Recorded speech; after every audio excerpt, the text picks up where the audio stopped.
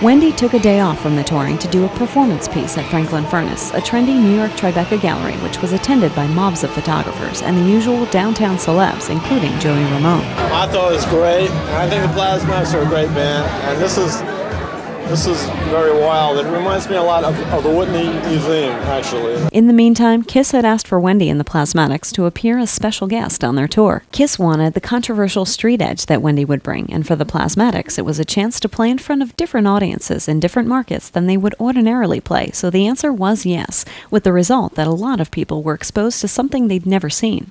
And then we did the winter tour with Kiss that comes right down along the Mississippi. Kiss fans were suddenly confronted with some new ideas, and there would have been, maybe not those 10,000 people, but maybe that guy in that row over there and that one over there, the message sunk in. I was over in America in about early 80s, maybe 83, something like that, and I was covering Kiss, and they were playing somewhere like Houston. I happened to be in town, went to see them play, and the Plasmatics were on the tour. So to me, what a great piece of luck. This band I couldn't see in England were now playing in America, and I could go and see them play. So I turned up early for the show, watched them play, absolutely loved it.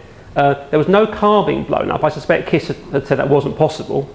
But there were guitars being chainsawed in half. There was all the things you kind of wanted to see, and a fantastic visual performance from the band, very exciting, very in your face. And I absolutely loved it. So I thought, I've got to go back and say hello to this band afterwards. So I think I found the local EMI rep, and he said, you don't want to go backstage because they're really, really not a friendly band at all, and they won't talk to you, And I said, oh please, I'm here from England, I'm going home tomorrow. I love this band. You've got to let me in and say hello to them. I'm from Kang. I love the band. I'm going to write about them. And he said, well, look, on your own head, if you want to go in, I don't care, but they won't talk to you. So I went in the dressing room, and the atmosphere in there was absolutely awful. You walk in somewhere, and it's like, should I really be here? But what happened, I found out later, was that they were having a real problem with their label, which was Capitol at the time. And they felt that their record, which was the Coup d'etat album, it wasn't given the push it probably deserved. They were probably right. So I walked into the Lion's Den in a way, but I wanted to go in at least, shake the hand of Wendy O. Williams. I did that, achieved that. But came away thinking, that was quite difficult to do. I'm sure I've really done that. When she turned around and had a real go at Capitol Records for the way they failed to work the Coup d'etat album, she meant it. By the end of the tour with Kiss, it was clear that although the formal notice that Capitol would not pick up their option for a second album didn't come in for 6 months, the relationship with the record label was done. Bills still loomed from old legal battles and new ones that kept cropping up on a regular basis, and now, after Mammoth Momentum, all of a sudden no label. On the other side of the coin, Gene Simmons from Kiss had approached Wendy and Rod about producing the next Wendy O. Williams album.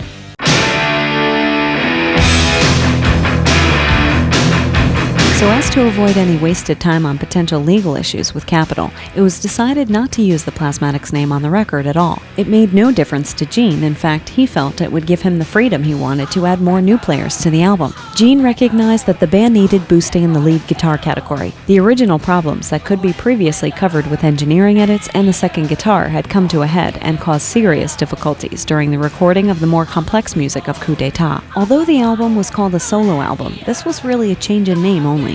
In reality, Wes Beach was still on rhythm and some leads, including the album theme song, It's My Life, and T.C. Tolliver was still on drums. In most cases in the past, at least one or two of the musicians were always changed on all Plasmatics projects, so there really was no change there. Gene had discovered WizKid guitarist Michael Ray while auditioning guitar players for Kiss, and brought him in as the new lead guitarist and second member of the guitar team along with Wes.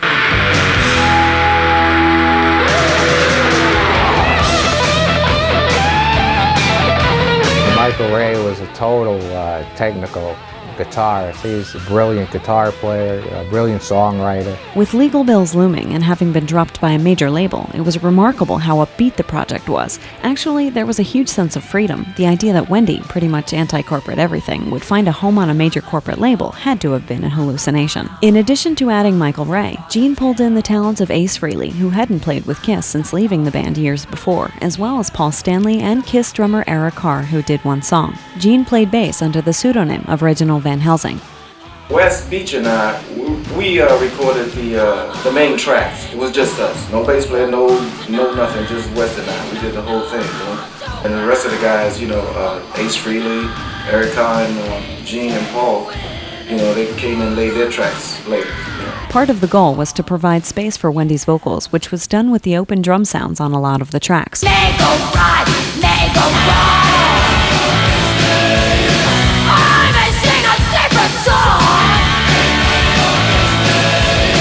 Don't try to label who I am. And the end result was fantastic. Big sound, great sound. Dita is more stricter, you know what I mean? You know, cool, but you know, more into it. Gene was more loose. Tight but loose, you know what I mean? So, you know, it's not so, you know, I have to be so uptight, you know, doing it, you know, so I was very relaxed, you know, working with Gene actually. It was pretty cool. He was a cool, relaxing dude. Shy of majors who wanted to own you and then do nothing, the record was released through Gem Passport, who had just had an injection of capital under the specially created WOW label. Gem had agreed to put up funds for a video, which several of the others who also made offers on it did not. Later on, when Wendy released her WOW solo album, I was in New York at that time, and a friend of mine was doing her publicity. And so she said to me, why don't you just come down and meet Wendy, do an interview with her. She's a very nice woman, you'll enjoy meeting her. I said, well, I'd love to meet her again under better circumstances, you know. And so I went along and I met Wendy Williams. I think her and Rob were living in this sort of warehouse in New York where they had a rehearsal studio. And Wendy was absolutely fantastic and a really nice, down-to-earth woman, and completely different to what I thought she was going to be like. Because my image of her before was really on that one chance encounter in America. Having heard her music for years and having heard what she was saying on records and knowing the kind of stance that she was kind of taking as a very kind of powerful woman, I thought, well, you know, this could be awkward maybe as well. Maybe she won't like me. Maybe I'll get a hard time. Who knows? She could throw me out the window. She certainly could have done that. And she was absolutely fantastic. And she was also very into kind of healthy living, which I didn't know that at the time. She was kind of growing her own food and knew about how to look after yourself physically through the right kind of diet, which we all know now. But back in the 80s, I wasn't into that at the time. She clearly was. She was ahead of the game. And so we spoke about things like that. She was very kind of calm and quiet. You know, when I mentioned Duran Duran, she got quite angry, which I do accept that was probably a mistake, so I should never have brought that up in conversation. But apart from that, it went really, really smoothly and got a great interview. We ran it on the front cover of Kerrang in the end. It was such a good piece. Dante was not the one assigned by Kerrang to do the album review. However, when the review copies were sent out to the various outlets, it was the Kerrang review that Wendy, Rod, and everyone else who was into loud, hard rock waited to see. Since during those years, in the mid to late 80s, Kerrang was nothing less than the Bible, the first and last word on hard, heavy, or real rock and roll. The reviewing task had been assigned to the well-known and often hard-nosed Kerrang critic Malcolm Dome, whom neither Wendy nor Rod or anyone knew personally at all at that time, only by reputation. The verdicts came in the following week. The WOW album was my personal album of the year, and I think it was Kerrang's album of the year because it had so much impact on it. The performances were just really forceful and aggressive, and it stood apart from so much that was going on at the time. And it's going to sound strange, but in the funniest sort of way, the impact Appetite for Destruction had 3 years later was similar, because here were artists, Wendy O Williams at one point, Guns N' Roses on the other, who just went in and made the album they wanted to make. And that comes across as on the album, it jumps out. And I played it the other day in full for the first time in years. And you know what, it still sounds great. It still sounds as if you can put it into a record store today and say this has just been released. And a lot of people will go, wow, as it were, good grief. And also the video for It's My Life with the stunts and so forth stood out because these weren't camera tricks. This was something she genuinely did. And people looked at her and thought, oh my goodness me, she doesn't mess around. And I think that's the bottom line with that album. It never messes around. It gets to the point and it kicks very hard. With mohawks now starting to become common, Wendy decided to let her hair grow in, and the cover for what would be called the album of the year in the pages of Kerrang was the very opposite of the earlier covers, total simplicity. In contrast, however, the video was to be perhaps the most dangerous Wendy had ever done. The first part of the video was shot in LA at the Olympic Arena with Wendy wrestling two female wrestlers. But it was the next part which got the most attention. And for which a crew and equipment was once again assembled in the Arizona desert. Wendy would attempt to transfer from a moving car to an airplane with a rope ladder and no safety harness. A related stunt was fairly common in TV and film, using a helicopter instead of a plane, which can hover in midair, go up and down, and doesn't need to maintain a minimum forward momentum to stay aloft. In addition, for the actual transfer, the scene usually would cut to a long shot so that a safety harness, typically hidden under a jacket, isn't seen. In this case, Wendy wanted no harness, no cutaway during the transfer, and it was a plane, not a helicopter. If one understands the speed at which a plane must go to stay aloft and the wind resistance, one can imagine both the strength and the precision in which this must be done. Again, I couldn't think of anybody else in a band I'd ever met who would, one, think of doing that and then do it. I mean, people might think of it over a few beers one night, but get someone else to do it, or just give up on the idea the next morning.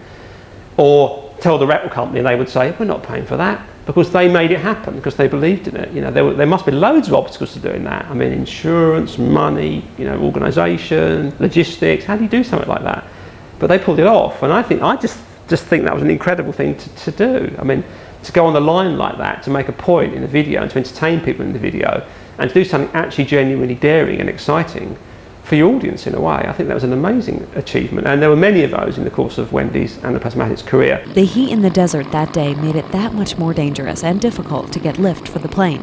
Multiple runs were done. Ladder, Chuck, ladder. Pilot, rod, and cameraman in radio communication. Get out.